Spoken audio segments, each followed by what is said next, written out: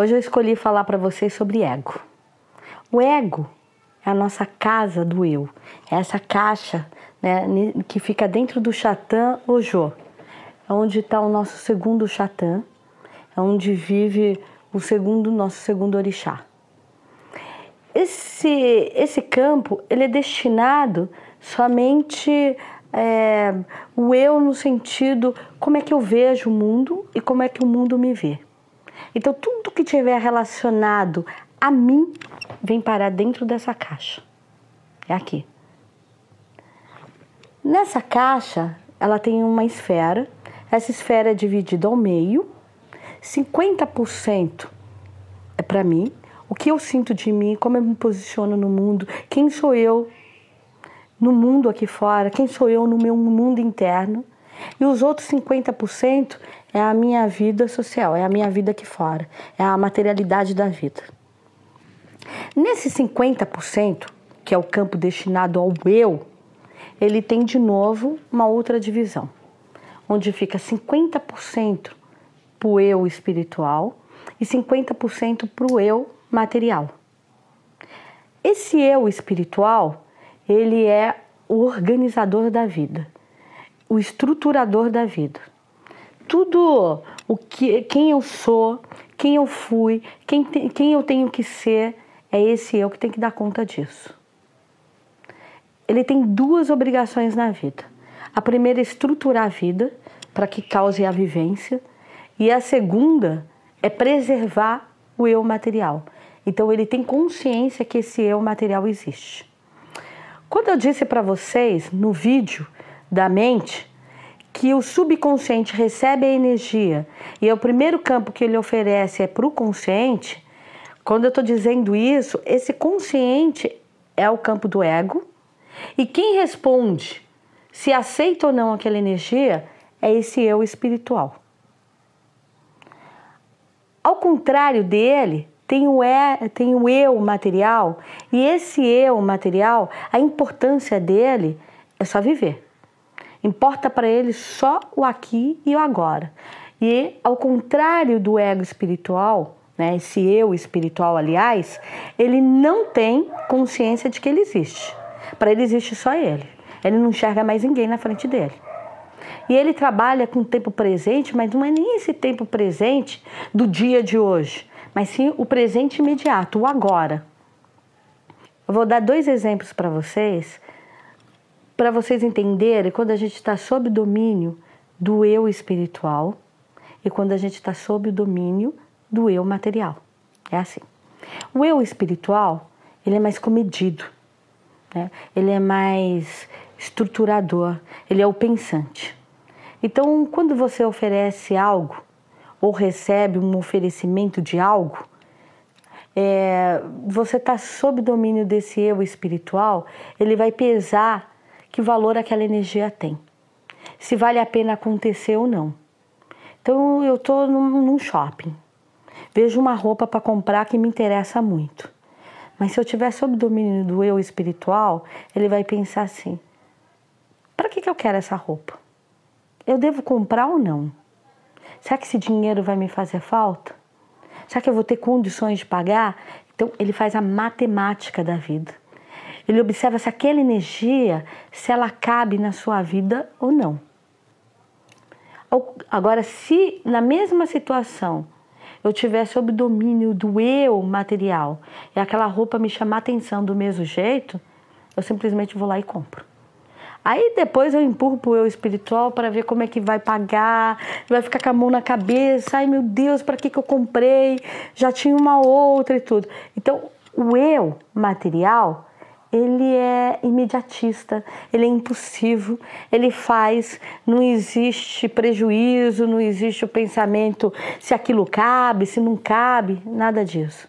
Então, quando a gente fala que o ser está muito ansioso, está muito imediatista, está atropelando todas as coisas da vida, está materialista demais, significa que aquela pessoa ela é mais predominada por esse eu material.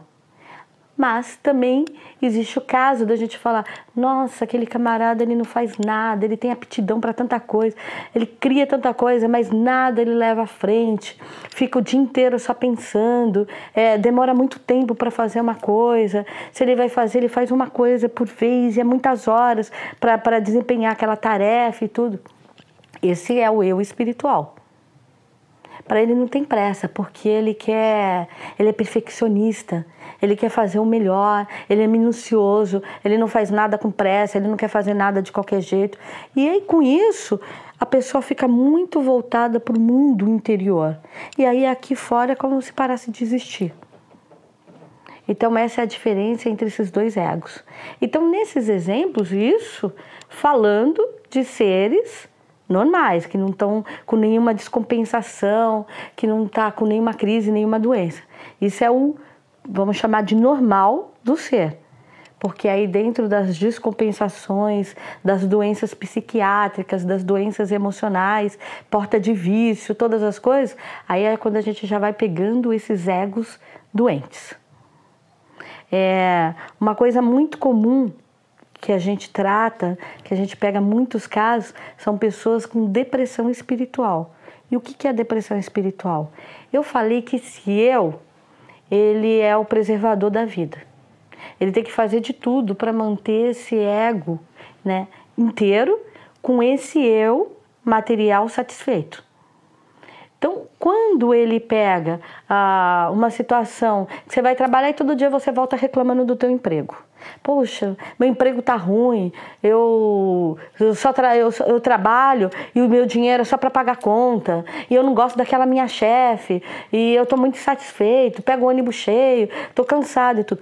Quer dizer, essas reclamações, eu tô falando do emprego, mas podia ser do companheiro, ou da companheira, ou do pai, do filho, de tudo. Já começa a abrir um alerta nesse eu espiritual e ele começa a falar, ixi, isso aí tá ruim. O meu eu não está satisfeito. O que ele vai começar a fazer? Ele vai começar a criar obstáculos e energia de resistência contra aquilo ou contra aquela pessoa, até chegar o dia que ele vai bloquear completamente. Então aquele emprego que é o emprego dos seus sonhos, que começou tão bem, ou aquele namoro, ou aquela situação toda, daqui a pouco perde o encanto. Então isso entende porque que tem relacionamentos que começam tão efusivos, tão maravilhosos e acaba de uma maneira horrível.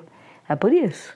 Porque se vai emitindo essas propagandas negativas, ele vai chegar uma hora que ele vai sabotar. Então quando a gente fala de depressão espiritual, é que ele começa a tirar a energia de vitalidade. Ele começa a se recusar a dividir. E quem tem energia é ele. Se ele não mandar uma parcela de energia para o perispírito, para que o perispírito mande para a matéria começa a ficar pobre, energeticamente. E ele faz isso achando que ele está te salvando, que ele está te preservando. Se o problema é aqui da matéria, ele começa a tirar o foco da matéria.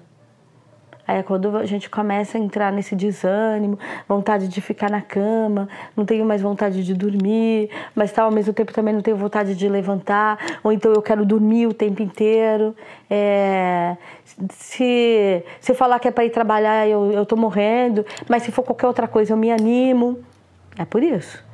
Porque ele começa a fazer um boicote cerrado contra aquilo. Mas ele só faz porque você emitiu que aquilo era ruim para você. Então, eu falei para vocês sobre a primeira parte da divisão do ego. No próximo vídeo, nós vamos falar da outra parte, da segunda parte. O que eu gostaria para fechar esse vídeo é que vocês ficassem mais atentos. Se você é muito impulsivo, se você é muito ego material, qual que é o bom exercício para diminuir essa ansiedade da tua vida? É empurrar a reguinha do teu ego para o controle do outro eu, né? Então, se você está muito eu material, muito eufórico, gastando, muito compulsivo, muito imediatista, é fazer exercícios onde obriga o seu ego espiritual a ser mais atuante, né? Então é fazer coisas mais calmas, mais domésticas, caminhada, uma coisa mais com natureza. algum serviço que você lide com as mãos, queimar essa energia. É diminuir essa energia de materialidade. Significa que é um ser que tem muita vida e essa vida não está sendo direcionada e ela precisa acontecer. E aí, quando ela não acontece de maneira correta, você vai para coisa descambada mesmo. Ela vai para coisa associativa. Se ela é material, ela vai para coisas materiais. Se ela é espiritual, ela vai para coisa espiritual. Então, o que é uma coisa espiritual? É o cara depressivo, quer ficar trancado dentro de casa, não quer interagir. Quando você estiver nessa fase de depressão, empurra a régua ao contrário, vai para a materialidade. Aí é hora de se forçar a sair, ver pessoas, trocar, tentar ir dançar, ler um livro, fazer alguma coisa, mas que você faça uma troca. Que você cause uma experiência material, uma vivência material. Aí você vai conseguir encontrar o equilíbrio energético das coisas. E além de tudo, parceria sempre. Ninguém sozinho se basta. Axé.